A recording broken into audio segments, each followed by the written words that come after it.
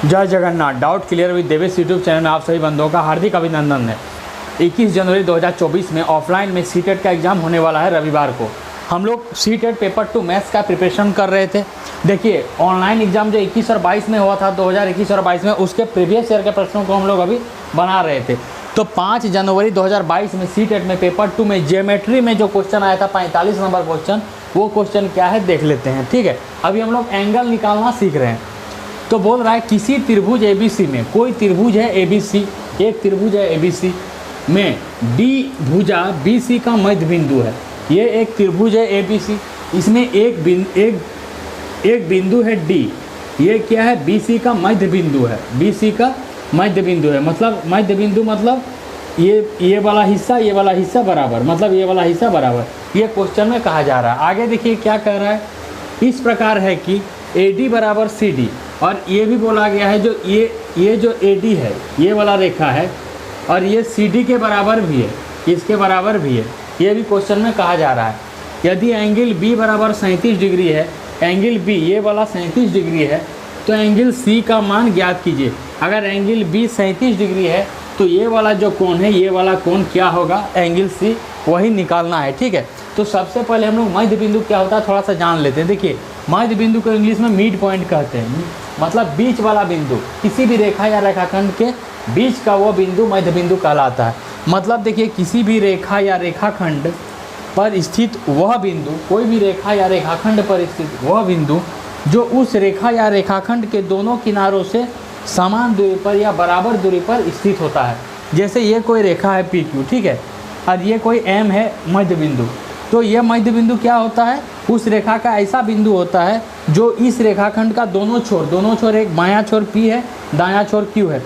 मतलब ये M का P से भी दूरी 3 सेंटीमीटर अगर होगा तो ये M का Q से भी दूरी 3 सेंटीमीटर हो। मतलब ये वाला जो है मध्य बिंदु का मतलब ये वाला हिस्सा और ये वाला हिस्सा बराबर होता है। अब जो क्वेश्चन में बोला जा रहा है उसको हम लोग सॉल्व करें। देखिए अब ये जो त्रिभुज दिया गया है ना, इसमें क्या दिया गया है, इसमें दिया है एंगल B का मान 37 डिग्री है और AD बराबर CD, ये बराबर ये दिया है, वही चीज़ लिखी है। तो हमको एंगल C का मान निकालना है। ठीक है, देखिए जो D है ये भुजा BC का क्या है, ये जो D है ये भुजा BC का मध्य बिंदु है, BC का मध्य बिंदु है, वही चीज़ लिखे हैं। एकदम कॉन्सेप्ट जान लीजिए, उसके बाद बनाइए, एकदम आराम से बनेगा। तो जब मध्य बिंदु है तो हम क्या बताएं, मध्य बिंदु यहाँ से यहाँ तक बराबर होता है और यहाँ से यहाँ तक बराबर होता है मध्य बिंदु के गुणधर्म से। मतलब ये वाला हिस्सा बराबर है, वही चीज़ यहाँ पर लिखे हैं। अगर D भुजा BC का मध्य बिंदु है तो BD बराबर CD, वही चीज़ यहाँ लिखे हैं, BD बराबर CD। इसको समीकरण 1 मान लेते हैं। और देखिए क्वेश्चन में दिया गया है AD बराबर CD, मतलब ये AD बराबर CD, ये क्वेश्चन में दिया गया है, तो वही चीज़ यहाँ पर लिखें, AD बराबर CD दिया गया है तो उस किंतु यहीं पर लिखें, यही चीज़ यहाँ पर लिखें, AD बराबर CD ये दिया है, इसको समीकरण 2 मान लेते हैं। और समीकरण 1 और 2 से हम क्या कर देंगे, BD बराबर AD कर देंगे, मतलब ये वाला ये इसके बराबर कर देंगे। ठीक है, आप लोग देखते रहिए। यहाँ पर देखिए अभी हम लोग क्या किए, अभी थोड़ा देर पहले देखिए BD बराबर CD, समीकरण 1 माने, और AD बराबर CD ये क्वेश्चन में दिया है, AD बराबर CD, इसको समीकरण 2 माने। समीकरण 1 एवं 2 से अब क्या करेंगे, समीकरण 1 एवं 2 में देखिए, समीकरण 1 में RHS में दाएं तरफ CD है और समीकरण 2 में भी दाएं तरफ क्या है, CD है। तो एक चीज़ हम लोग को पता है, जब भी किसी समीकरण के दाएं तरफ वाला बराबर होता है तो उन दोनों समीकरण के बाएं तरफ वाला भाग भी समान होता है। तो समीकरण 1 और 2 का दाएं तरफ CD दोनों बराबर है, तो इसका जो बायां वाला है वो आपस में बराबर होगा, वही चीज़ लिखे हैं। CD बराबर है तो BD बराबर AD होगा। तो BD बराबर समीकरण 1 एवं 2 से, इसीलिए BD बराबर AD। आपको ये चीज़ समझ में आ गया होगा। ठीक है, इसको मिटा देते हैं, इसको हम लोग अभी मिटा देते हैं। अब देखिए BD बराबर AD हो गया, BD बराबर AD मतलब ये वाला और ये वाला बराबर हो गया, ये वाला और ये वाला बराबर हो गया। ठीक है, तो देखिए BD बराबर AD मतलब ये वाला और ये वाला भुजा जब बराबर हो गया तो ये छोटा वाला त्रिभुज में ADB में देखिए, जब भी कोई त्रिभुज में 2 कोण बराबर होता है तो उसके अगर 2 कोण बराबर होगा किसी त्रिभुज में तो उसके सम्मुख भुजा जो होता है, आमने सामने की भुजा, वो भी बराबर होती है। मतलब BD बराबर AD, BD बराबर AD है तो ADB में BD बराबर AD है तो एंगल B का सम्मुख भुजा कौन है, AD, और एंगल A का सम्मुख भुजा कौन है, BD। मतलब ये दोनों कोण भी क्या हो जाएगा, बराबर है।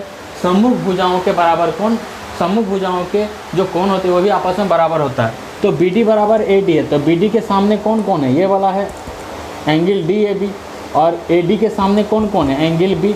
इसीलिए एंगल डी ए बी और एंगल बी बराबर होगा, वही चीज़ लिखे हैं, एंगल डी ए बी और एंगल बी बराबर है। तो एंगल बी 37 डिग्री, तो ये वाला कोण भी कितना हो गया, ये वाला कोण भी कितना हो जाएगा, 37 डिग्री। इतना समझ गए।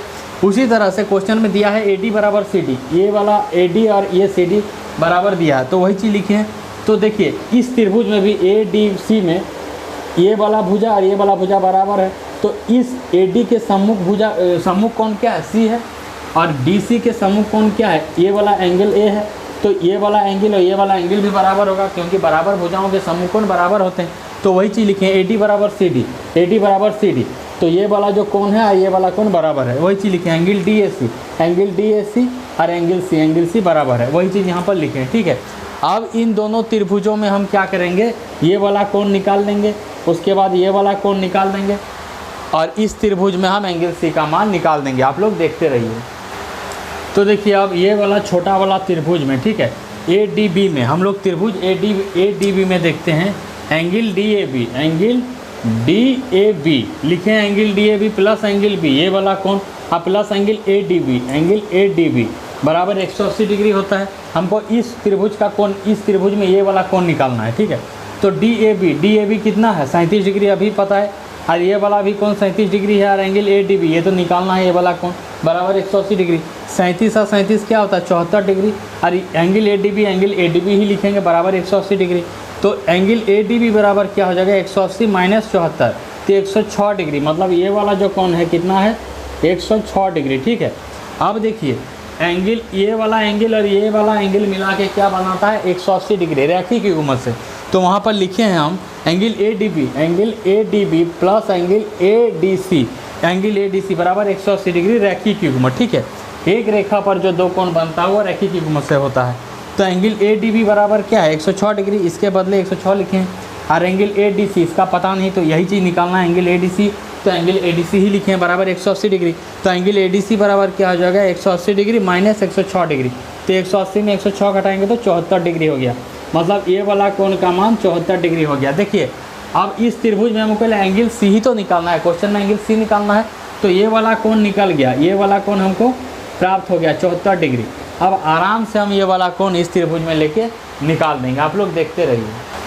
हमको इस त्रिभुज में एंगल सी का ही तो मान निकालना था, तो ये वाला छोटा वाला त्रिभुज में ए डी सी में हमको ये वाला कोण निकल गया। अब आराम से एंगल ए डी सी निकाल लेंगे, कैसे निकालेंगे, तो त्रिभुज पुनः त्रिभुज ए डी सी में ये वाला त्रिभुज में, ताकि एंगल सी निकालना है, तो एंगल सी कौन त्रिभुज में, ये छोटा वाला त्रिभुज है, तो ए डी सी त्रिभुज ए डी सी में एंगल ए डी सी ये वाला, ये जो कोण है ये वाला कोण एंगल ए डी सी लिखे हैं, प्लस एंगल डी ए सी ये वाला कोण एंगल डी ए सी लिखे हैं, प्लस एंगल सी ये जो निकालना है, प्लस एंगल सी बराबर 180 डिग्री, क्योंकि किसी भी त्रिभुज के तीनों कोणों का योग 180 डिग्री होता है, वही चीज़ लिखे हैं। यहाँ देखिए एंगल ए डी सी अभी कितना निकाले, 74 डिग्री, 74 डिग्री लिख दिए एंगल। अब देखिए एक चीज़, अभी हम लोग ये वाला जो भुजा है और ये वाला भुजा बराबर है, तो बराबर भुजाओं के सम्मुख कोण आपस में बराबर होते हैं।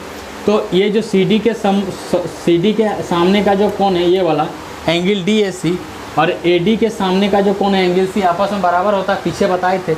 मतलब एंगल सी बराबर एंगल डी ए सी ये होता है, बराबर भुजाओं के समूह कोण बराबर होते हैं। तो देखिए यहाँ पर एंगल डी ए सी के बदले हम क्या लिख सकते हैं, एंगल सी लिख सकते हैं, क्योंकि दोनों आपस में बराबर होता है। तो एंगल डी ए सी के बदले भी एंगल सी लिख दिए, और एंगल सी है तो एंगल सी ही रहेगा, एंगल सी ही रहेगा, बराबर 180 डिग्री है। तो 74 डिग्री को उधर ले जाएंगे, यहाँ पर 74 को उधर ले जाएंगे, और एंगल सी और एंगल सी दो बार है, तो क्या हो जाएगा 2 गुना एंगल सी बराबर 180, और इधर 74 है तो उधर जाएगा तो 180 माइनस 74 हो जाएगा, 180 में 74 घटाएंगे तो 106 डिग्री हो जाएगा। और इधर क्या है बाएं तरफ 2 गुना एंगल सी, तो एंगल सी खाली हमको निकालना है, ये वाला एंगल निकालना है। तो 2 गुना एंगल सी बराबर 106 डिग्री है, तो सिर्फ एंगल सी बराबर क्या हो जाएगा 106/2, तो 106/2 कितना बार में कटा, 53 बार में कटा। मतलब एंगल सी का मान कितना है 53 डिग्री। मतलब ये जो कोण है कितना है 53 डिग्री, ये वाला जो कोण है ये 53 डिग्री हो गया, ठीक है। मतलब इस त्रिभुज में जो एंगल सी है वो कितना है, 53 डिग्री। यही चीज़ पूछा था, कितना अच्छा प्रश्न था।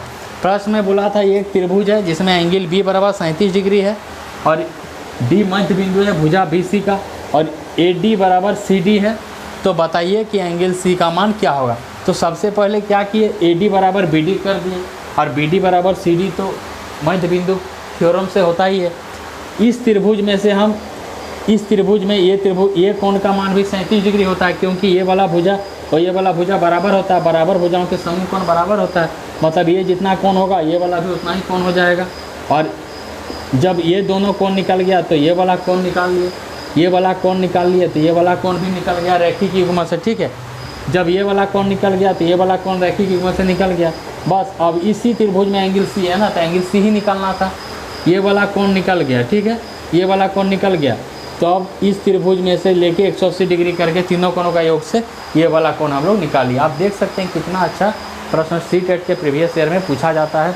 21 जनवरी 2024 में ऑफलाइन मोड में रविवार को सी-टेट का एग्ज़ाम होने वाला है। आप लोग आराम से